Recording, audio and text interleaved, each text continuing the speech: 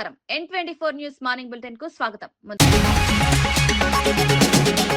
ప్రజలే తన అసలైన బలమని చెప్పిన సీఎం రేవంత్ రెడ్డి. గుంపు మేస్త్రి అన్న విమర్శలను పట్టించుకోరన్న ముఖ్యమంత్రి. ప్రజలు, మంత్రులు, కార్యకర్తలే తన బలం.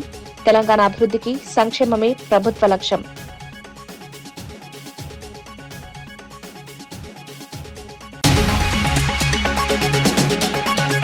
డ్రగ్స్ కు దూరంగా ఉండాలని యువతకు పిలుపునిచ్చిన అనిత. వీఐటీలో విద్యార్థులతో కలిసి ప్రతిజ్ఞ. మాదక ద్రవ్యాలు కుటుంబాలను నాశనం చేస్తాయని హెచ్చరిక. డ్రగ్స్ నిర్మూలనలో ఈగల్ కృషి.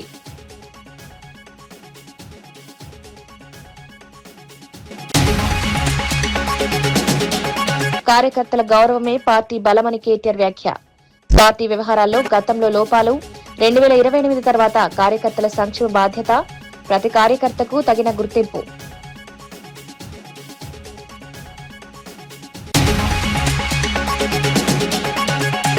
ఏపీ పర్యాటక రంగాన్ని అంతర్జాతీయ స్థాయికి తీసుకువెళ్తామన్న మంత్రి దుర్గేష్. టూరిజం అడ్వైజరీ కౌన్సిల్ ఏర్పాటుకు ప్రతిపాదన. లేపాక్షి, గండికోటకు యునెస్కో గుర్తింపు. పెండింగ్ పర్యాటక ప్రాజెక్టులకు వేగం.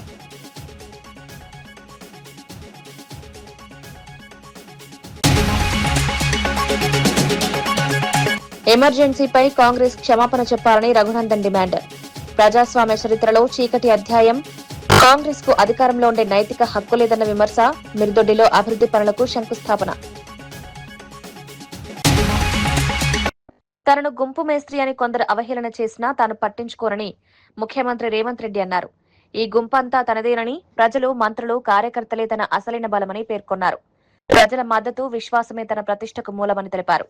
కొందరు తాము దొరలమని గొప్పలు చెప్పుకుంటారని, కానీ అలాంటి ఆలోచనలు తనకు లేవన్నారు. ప్రజల మధ్య నుంచే ఎదిగానని, ప్రజల కోసమే పనిచేస్తారని స్పష్టం చేశారు. సమస్యను ఈ 33 గేట్ల పునరుద్ధరణ పరిష్కరించబోతుంది. బళ్ళారి, అనంతపూర్, కర్నూలు, పాలమూరు జిల్లా లక్షలాది మంది రైతుల యొక్క సమస్యలకి ఈ గేట్ల పునరుద్ధరణ ఈ రోజు పరిష్కారం చూపించబోతుంది. సిఆర్ పాటిల్ గారు అత్యంత అనుభవజ్ఞుడైన, మృదుభాషి, అతి తక్కువ మాట్లాడడం, అత్యంత వేగంగా పనిచేయడం సిఆర్ పాటిల్ గారికి ఉన్న ఒక ప్రత్యేకత. ప్రధానమంత్రి నరేంద్ర మోడీ నుంచి మొదలు పెడితే ఎవరైనా సిఆర్ పాటిల్ గారికి ఒక సమస్యను అప్పచెప్తే 100% ఆ సమస్యని పరిష్కరించి శాశ్వతంగా ఒక మార్గాన్ని చూపిస్తాడని సంపూర్ణంగా విశ్వసించే సిఆర్ పాటిల్ గారు ఈనాడు కేంద్ర జలశక్తి మంత్రిగా ఉండడం, ఆంధ్రప్రదేశ్, కర్ణాటక అండ్ తెలంగాణ సాగునీరు, తాగునీరు యొక్క సమస్యలకు శాశ్వత పరిష్కారం దొరుకుతుందని ఈరోజు నేను సంపూర్ణంగా విశ్వసిస్తున్నా. మిత్రులారా, తరాలుగా తాగునీటి కోసం, సాగునీటి కోసం కిలోమీటర్ల కొద్దీ వలసలు వెళ్లే మనం, జిల్లాలు దాటుకొని, రాష్ట్రాలు దాటుకొని ఇతర దేశాలకు వలసలు పోయే మనం ఈ రోజు మన పొలాలలో పారాల్సిన సాగునీరు, తాగునీరు పరిష్కరించుకోకపోవడం వల్ల సముద్రంలో కలుస్తున్నాయి. అందుకే ఈనాడు డికే శివకుమార్ గారు ఆహ్వానం మేరకు సిఆర్ పాటిల్ గారు, చంద్రబాబు నాయుడు గారు, నేను 3 రాష్ట్రాల ప్రతినిధులం ఏది ఏమైనా సరే ఈ సమస్యకు శాశ్వత పరిష్కారం చూపించాలి. ఈ రోజు బళ్ళారి వేదిక కావాలి. ఈ తుంగభద్ర డ్యాం నది ఒడ్డున శాశ్వతంగా ఈ సమస్యలకు పరిష్కారం చూపించాలని ఈ రోజు ఒక ఆలోచనతోని, ఒక పట్టుదలతోని మేము ఇక్కడికి రావడం జరిగింది. మా చర్చలు ఒక కొలిక్కి వచ్చినాయి. ఖచ్చితంగా కేంద్ర ప్రభుత్వం, సిఆర్ పాటిల్ గారు ఈ సమస్యకు ఒక శాశ్వత పరిష్కారం చూపిస్తారని మేము సంపూర్ణంగా విశ్వసిస్తున్నాం. ముఖ్యంగా మా గద్వాల, అలంపూరు, పాలమూరు జిల్లా ప్రాంతంలో రాజోలిబండ డైవర్షన్ స్కీమ్ కు కేటాయించిన 15.9 టీఎంసీల నీళ్లలో ఈనాడు కేవలం 5 నుంచి 6 టీఎంసీలే మా రైతాంగం వాడుకుంటున్నారు. దాదాపుగా 10 టీఎంసీల నీళ్లు మాకు రావడం లేదు. తుంగభద్రలో మట్టి పేరుకుపోవడం కావచ్చు, నీళ్ల తరలింపులో ఉన్న సమస్యలు కావచ్చు, ఈ రోజు ఆ సమస్యలకు శాశ్వత పరిష్కారం చూపించాలి. గద్వాల, అలంపూర్ ప్రాంతంలో ఉన్న ఆర్డీఎస్ లక్షలాది మంది రైతులకు మేలు జరగాలి అని ఈనాడు ఈ సమావేశంలో. తెలంగాణలో ఓటర్ ధృవీకరణ ప్రక్రియలో ఈసీఐ అనుమతించిన 12 పత్రాలు కేవలం 8 మాత్రమే స్వీకరిస్తున్నారని ఎంఐఎం చీఫ్ అసదుద్దీన్ ఓవైసీ పేర్కొన్నారు. పాన్ కార్డును కూడా గుర్తింపు పత్రంగా అంగీకరించాలని ఎన్నికల సంఘానికి కోరారు. పేర్లలో చిన్నపాటి మార్పులను తప్పులుగా పరిగణించవద్దని సూచించారు. ఓటర్ల వివరాల మ్యాపింగ్ ప్రక్రియ ముందుగానే పూర్తి చేయాల్సిందని అభిప్రాయపడ్డారు. ప్రజల ఓటు హక్కులను ఎలాంటి ఇబ్బందులు లేకుండా ఎన్నికల సంఘం చర్యలు తీసుకోవాలని కోరారు. ప్రజాస్వామ్యంలో ప్రతి ఓటు కీలకమని స్పష్టం చేశారు. एक डॉक्यूमेंट तो तेलंगाना में एनआरसी नहीं हुआ, वो डॉक्यूमेंट चला गया। दूसरा है परमानेंट रेजिडेंस सर्टिफिकेट, वो तेलंगाना में नहीं दिया जाता। फैमिली रजिस्टर वो तेलंगाना में नहीं है। आधार सिर्फ एक डॉक्यूमेंट कबूल नहीं होता। तो 12 में तो ऐसे ही 4 चले गए। अब बचे कितने? बचे 8 ही ना। अब 8 डॉक्यूमेंटेशन के लिए हमने इलेक्शन कमीशन से कहा था कि आप पैन कार्ड इसमें शामिल कर लीजिए, क्योंकि पैन कार्ड की बुनियाद पर मैं वोट डाल सकता हूं। स्टेट गवर्नमेंट ड्राइविंग लाइसेंस देती है, उसकी बुनियाद पर वोट डाल सकता हूं। State government food security card देती है, उसकी बुनियाद पर मैं वोट डाल सकता हूं। तो इलेक्शन कमीशन ने उसको कबूल नहीं किया। दूसरा, हमने इलेक्शन कमीशन से कहा था कि जो एनोमलीज हैं, अगर 2002 में मैन्युअली वोटर लिस्ट बनाई गई थी जिसको इलेक्शन कमीशन ने बनाया, अगर उसमें स्पेलिंग मिस्टेक है तो उसको आप प्रेजेंट कैसा मुझे आप पेनलाइज करेंगे? भाई, अगर किसी का नाम एस प्रमोद था 2002 में, अब आ गया सौरभ प्रमोद 2026 में, तो इलेक्शन कमीशन बोल रहा है ये एनोमली है। किसी के 6 बच्चे हैं, एनोमली है। कौन सा कानून है जो 6 बच्चे रहे तो नाम नहीं आएगा? 15 साल का फर्क होगा अगर पेरेंट्स में और चिल्ड्रन में, नहीं होगा। 40 इयर्स का से कम होगा ग्रैंडसन में, ग्रैंडफादर में, नहीं होगा। ये कैसा होगा बताइए? एनोमलीज कैसा होगा? हम बोले इसको करेक्शन कर लिए। आखिरी और एक बात, ये एक्सरसाइज शुरू से पहले प्री एसआईआर मैपिंग ईसीआई ने की। पहले ये बताया गया था कि प्री प्रिंटेड फॉर्म आएगा, राइट? हम अब नहीं आएगा। अब सिर्फ जो 2026 में जिसका नाम है वोटर लिस्ट में, उसको घर पे लाके देंगे बीएलओ फॉर्म। वोटर को, इलेक्टर को 2002 का पूरा अपना डिटेल लिखना पड़ेगा। हमने कहा कि जब आपके पास प्री ఎమర్జెన్సీ కాలం భారత ప్రజాస్వామ్య చరిత్రలో అత్యంత చీకటి అధ్యాయమని మెదక్ ఎంపీ రఘునందన్ రావు అన్నారు. ఆ కాలంలో జరిగిన చర్యలకు కాంగ్రెస్ పార్టీ దేశ ప్రజలకు బహిరంగ క్షమాపణ చెప్పాలని డిమాండ్ చేశారు. ప్రజాస్వామ్య విలువలను దెబ్బతీసిన కాంగ్రెస్ కు అధికారంలో ఉండే నైతిక హక్కు లేదని విమర్శించారు. సిద్దిపేట జిల్లా మిరుదొడ్డిలో ఎంపీ ల్యాడ్స్ నిధులతో చేపట్టనున్న అభివృద్ధి పనులకు శంకుస్థాపన చేశారు. సుమారు 40 లక్షల రూపాయల వ్యయంతో పనులు చేపడుతున్నట్లు తెలిపారు. ఇంకోటి పెట్టుకున్నా, ఏం మాట్లాడినా ఎవరిని ఏమనకుండా ప్రజాస్వామ్యాన్ని కాపాడుతున్న పార్టీ భారతీయ జనతా పార్టీ అయితే, కాంగ్రెస్ పార్టీ ఇండియానే ఇందిరా, ఇందిరానే ఇండియా అంటే ఎమర్జెన్సీ పెట్టి తీసుకుపోయి అందరినీ జైలు వేసినటువంటి దురదృష్టకరమైనటువంటి రోజు జూన్ 25. ఈ దేశంలో ఎమర్జెన్సీని పెట్టినటువంటి రోజు. గ్రామాల్లో సంఘ కార్యకర్తలందరినీ జైళ్లలో పెట్టి అరాచక పాలనకి తెరదీసినటువంటి ఈ రోజు సందర్భంగా కాంగ్రెస్ పార్టీ ఈ దేశానికి క్షమాపణ చెప్పాలని చెప్పి ఈ సందర్భంగా డిమాండ్ చేస్తా ఉన్నాం. కాపు సామాజిక వర్గానికి అన్యాయం ప్రస్తుతం కూటమి ప్రభుత్వంలో కాదని, వైఎస్ఆర్సీపీ పాలనలోనే జరిగిందని బీజేపీ ఎమ్మెల్సీ సోము వీర్రాజు అన్నారు.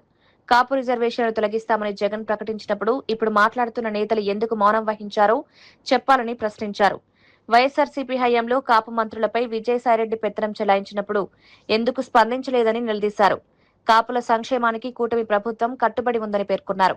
నేను కాపులకు రిజర్వేషన్లు ఇవ్వను అని ఎక్కడ ప్రకటించాడు? జగ్గంపేటలో ప్రకటించాడు. ఒక్క కాపు నోరెత్తాడండి. ఎందుకు నోరెత్తలేదు? మీరు దేనికి నోరెత్తలేదు అంటున్నాను. మీకు నోళ్లు పడుకొని ఆ వేళ ఒక కలెక్టర్ గారి పేరు చెప్పండి. మురళీధర్ రెడ్డి. మంత్రి ఎవరండి? కన్నబాబు. ఏమీ లేదు కన్నబాబుకి. కాపుకి ఏమీ లేదు. గళాసు వారు చెప్తున్నారు కాపుకి ఏమీ లేదు. వీళ్ళిద్దరే పరిపాలించారు మొత్తం జిల్లా అంతా కూడా. ఏడుపు పెడుపోపలు ఎప్పటికీ చెప్పుకోలేదు. ఆయన మళ్ళీ ఒక ఇన్ఛార్జ్ మంత్రి ఎక్కడికి? వైజాగ్కి. ఎవరు? కన్నబాబు గారు. ఆయన ఇలా మీటింగులు జరిగాయి. అక్కడ ఎవరు తీసుకున్నారు?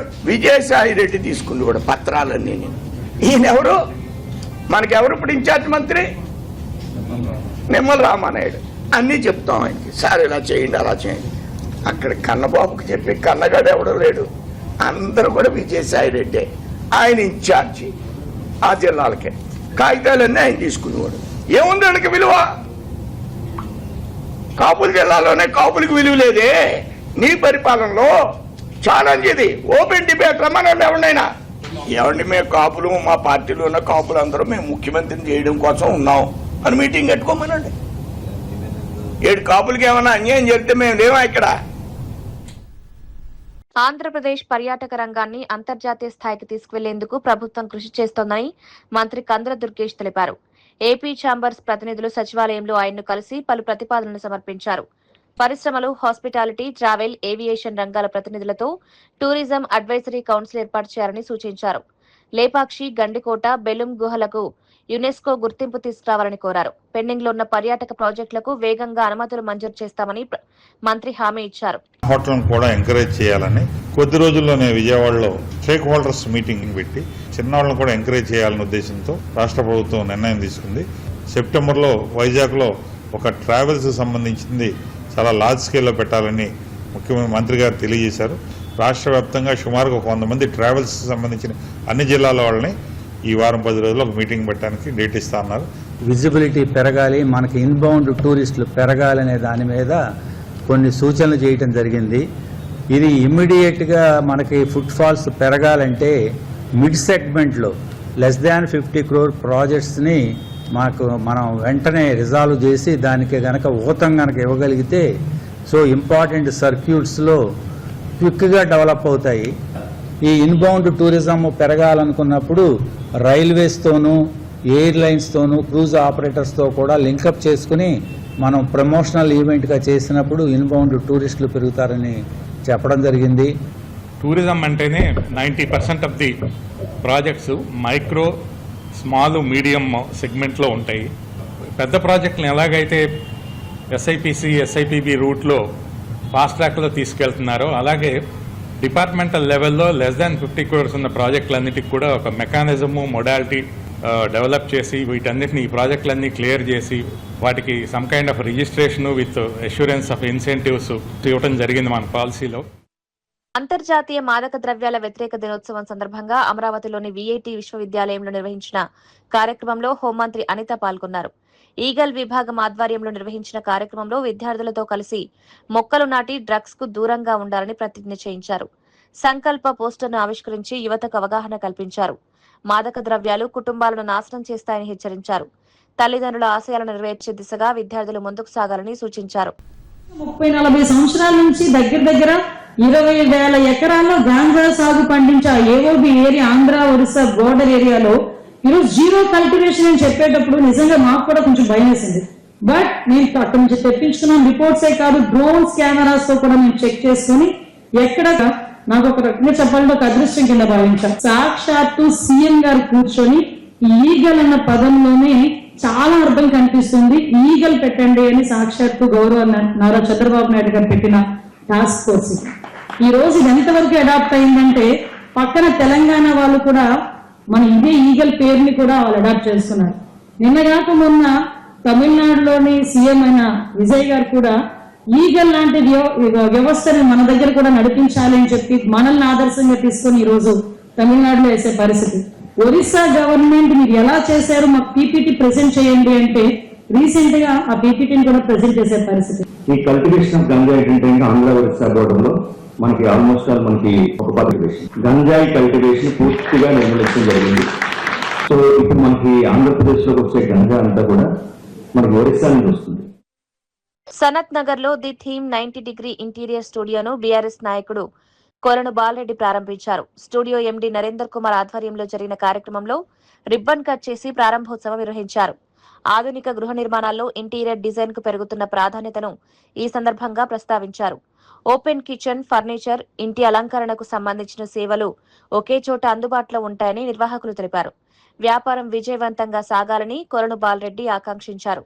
ఈ కార్యక్రమంలో పలువురు అతిథులు, స్థానిక నాయకులు, స్టూడియో సిబ్బంది పాల్గొన్నారు. ఓపెన్ కిచెన్ కానివ్వండి, ఫర్నిచర్ కానివ్వండి, ఏ విధమైన కానీ డెకరేషన్ కానీ అలాంటి చేసుకోవడం కాబట్టి ఇది చాలా అద్భుతంగా నడవాలి, మంచి పేరు తీసుకురావాలని చెప్పేసి కోరుకుంటూ ఈ షాప్ మంచి పొజిషన్లో రావాలని కోరుకుంటున్నాను. मेरा नाम नागेंद्र कुमार है. मैं 2014 से सर के साथ में हूँ. अब तक मैं लाइफ में आगे गया हूँ जब से इनके साथ मिला हूँ, जब से जुड़ा हुआ हूँ. इंडिको बिल्डर्स के ओनर हैं, एमडी हैं इन्हों, और जो भी प्रोजेक्ट बनाते हैं कंटिन्यू काम तो मैं ही करता हूँ. और हर चीज़ में मुझे कभी भी तकलीफ नहीं हुआ, अच्छे से अच्छे आगे निकलते गए हैं. पूरा सपोर्ट है सर का मेरे साथ हमेशा के लिए, और सर का मैं बहुत बहुत शुक्रगुजार हूँ. ప్రభుత్వ సంక్షేమ అభివృద్ధి పథకాల లబ్ధి ప్రతి అర్హుడికి చేరేలా అధికారులు కృషి చేయాలని special chief secretary Naveen Mittal సూచించారు. వికారాబాద్ కలెక్టరేట్లో ప్రజాపాలన ప్రగతి ప్రణాళిక 99 రోజుల కార్యక్రమంపై సమీక్ష నిర్వహించారు. జిల్లా కలెక్టర్ దీపక్ తివారీ, ఎస్పీ స్నేహ మెహ్రాతో కలిసి పథకాల అమలు తీరును పరిశీలించారు. ప్రజల సమస్యలను గుర్తించి వేగంగా పరిష్కరించాలని అధికారులకు సూచించారు. ప్రభుత్వ పథకాలపై విస్తృత అవగాహన కల్పించాలని కోరారు. కోర్టు సమావేశంలో అదనపు కలెక్టర్లు, వివిధ శాఖల జిల్లా అధికారులు పాల్గొన్నారు.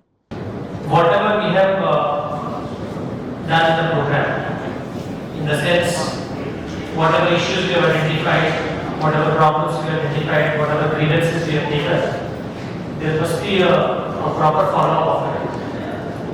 So that is number one priority. Number two, also documentation of what has been done and then dissemination of the good work which has been done. And that is why state government has appointed the special officers for every district, so that this handholding can be made there. Important learnings from one district can also be taken to other districts also.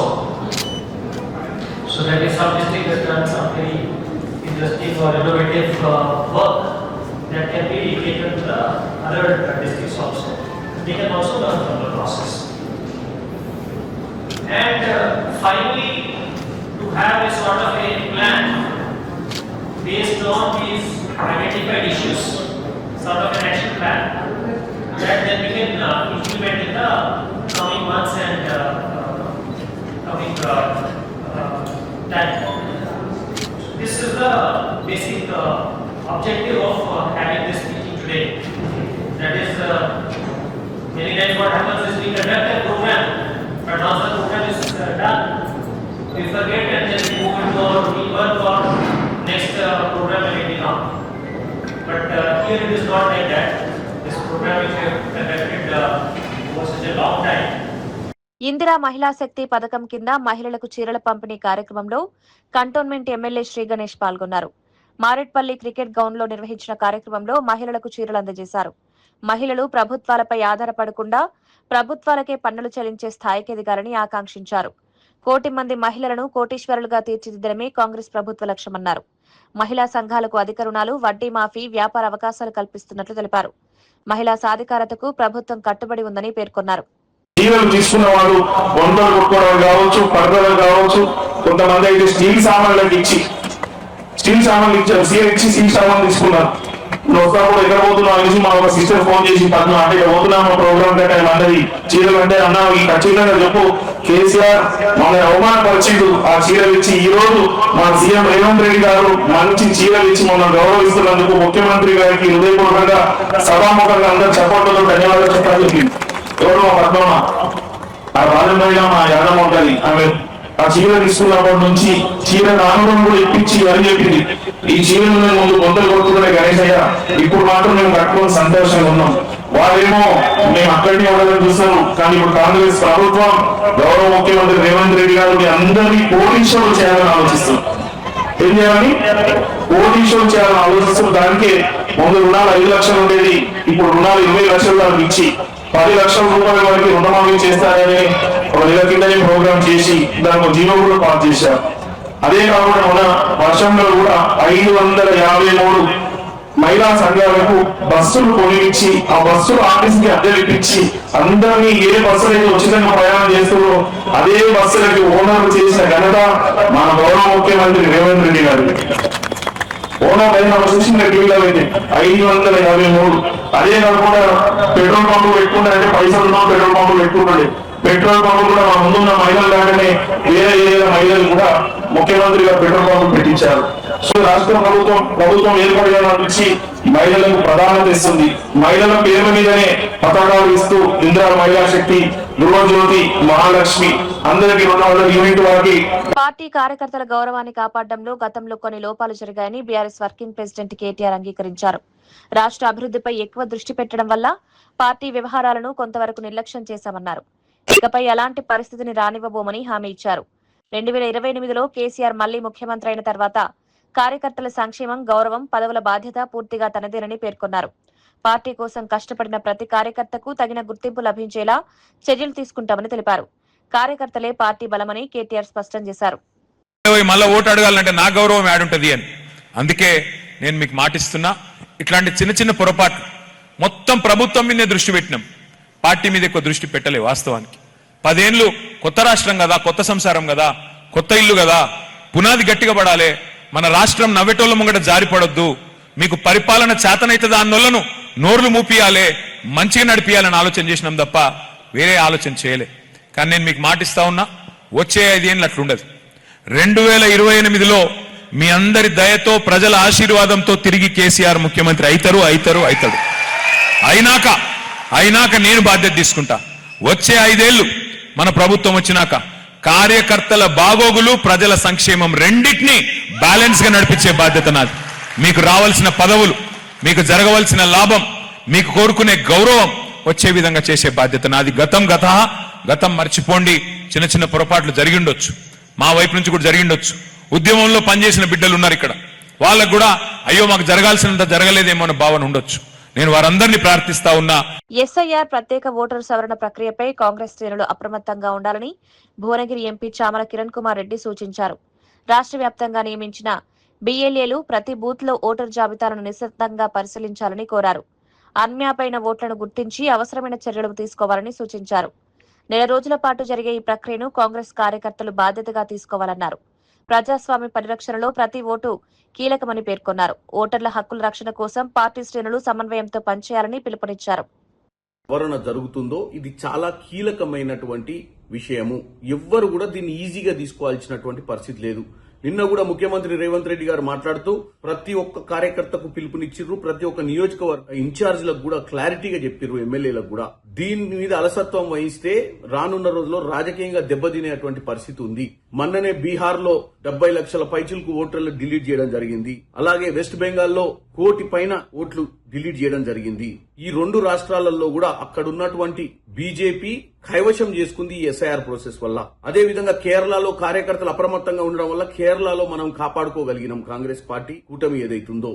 ఇప్పుడు తెలంగాణలో కూడా అదే జరగబోతుంది. నేను 2 నిమిషాలలో మీకు చెప్తా. SIR process ద్వారా అంటే ఈ రోజు 25వ తారీఖు జూన్ నుంచి జూలై 24వ తారీఖు దాకా బిఎల్ఓ, మీరు బిఎల్ఏలు, బిఎల్ఓ అంటే బూత్ లెవెల్ ఆఫీసర్, ప్రభుత్వం ఎలక్షన్ కమిషన్ నియమించే అధికారి. ఇతను ప్రతి ఇంటికి 3 సార్లు వచ్చే ప్రయత్నం చేస్తారు. ఎందుకంటే ముఖ్యంగా వాళ్ళు ఈ మధ్య కాలంలో ఏదైతే మ్యాపింగ్ చేసిర్రో, మన దగ్గరికి రాకముందే మ్యాపింగ్ చేయడం జరిగింది. 2002 ఓటర్ లిస్టు, 2025 ఓటర్ లిస్టులను తీసుకొని ఈ సవరణ చేస్తుర్రు.